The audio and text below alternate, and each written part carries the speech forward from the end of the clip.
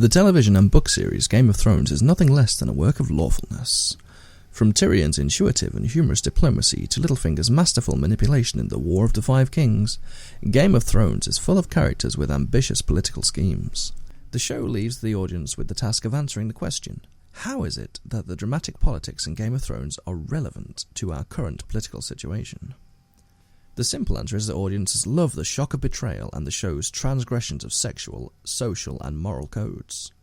After all, what's not to love about a show with castle sieges, dragons, nudity and zombie horror? And even though you may think there's no way Game of Thrones can amount to anything lawful, when all the characters ever want is the supreme satisfaction of power. But according to Renaissance philosopher Machiavelli, brute killing and an insatiable lust for power is actually the perfect mixture of lawfulness. If you haven't heard much about Machiavelli, there's a few things you should know.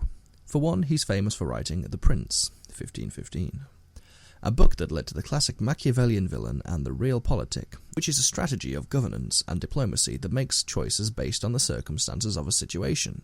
In the politics of Machiavelli, no one person is safe, because it presupposes a world in fluctuation as circumstances are continually changing, and thus what is understood as right and wrong.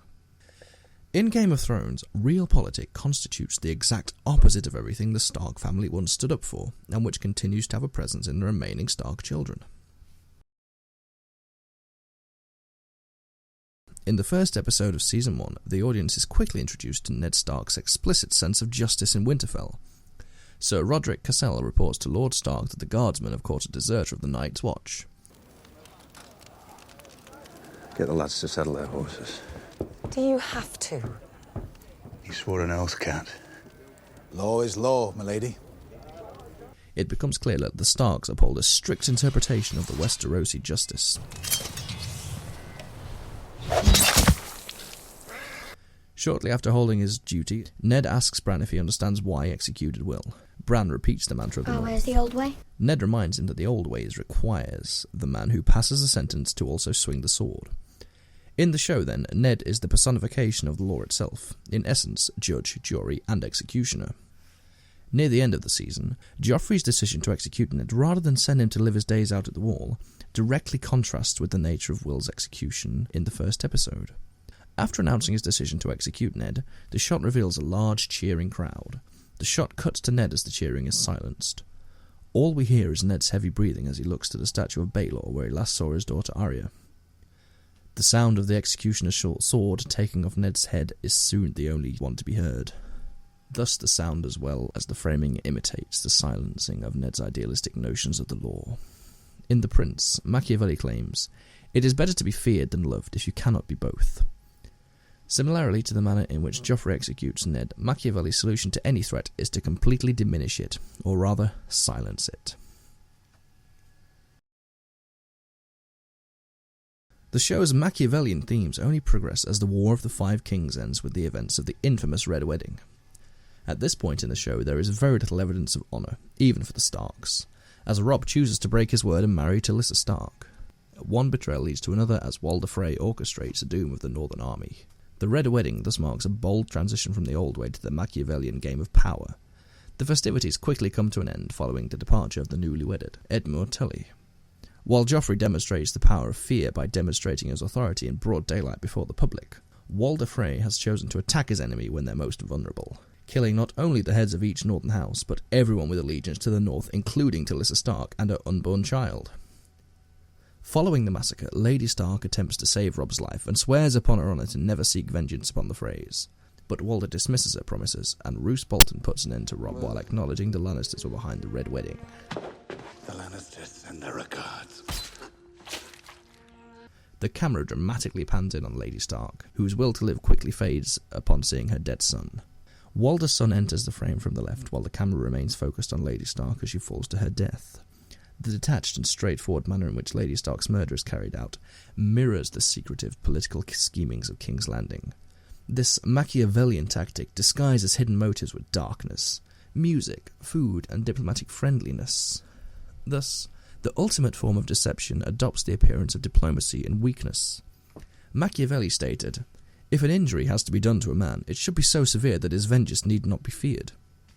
And indeed, the Red Wedding maintains the themes of Machiavellian politics by disregarding the laws of battle and taking the fight to the setting of diplomacy.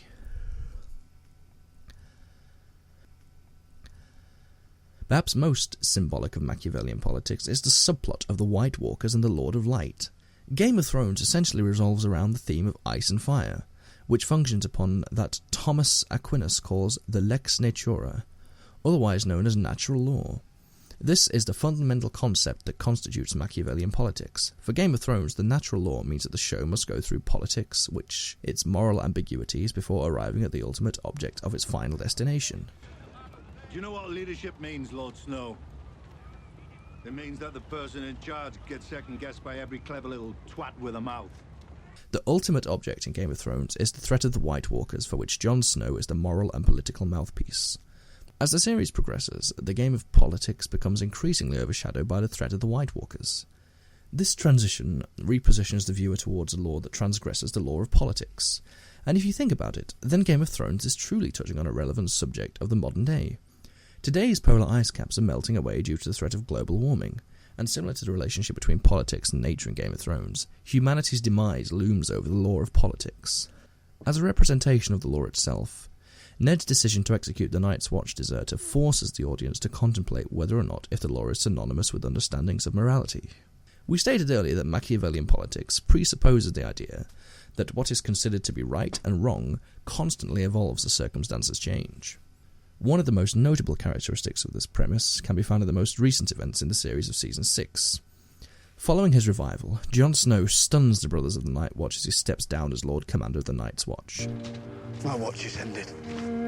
Jon's decision to leave the Night's Watch is brought on by the fact he was betrayed and killed by many considered to be his brothers. Given these circumstances, the new Jon didn't see any reason that he should keep his oath. Thus, as Jon's circumstances changed, so do his understandings of what is right and wrong. This proves to be a pivotal transformation for Jon and simultaneously cements Machiavellian position on law. The show's personification of law itself sets into motion a series of critical transformations for many of the characters. Jon, in Season 6, represents the realization that the old way is not the right way, and indeed, breaking his oath puts Jon in a presumably better position to tackle the larger issue at hand, as it becomes the means in which the laws of politics can acknowledge the laws of nature. Thanks very much for watching this episode. If you want to see more content like this, then make sure to subscribe to the channel and follow us on Twitter to keep up to date in our latest news.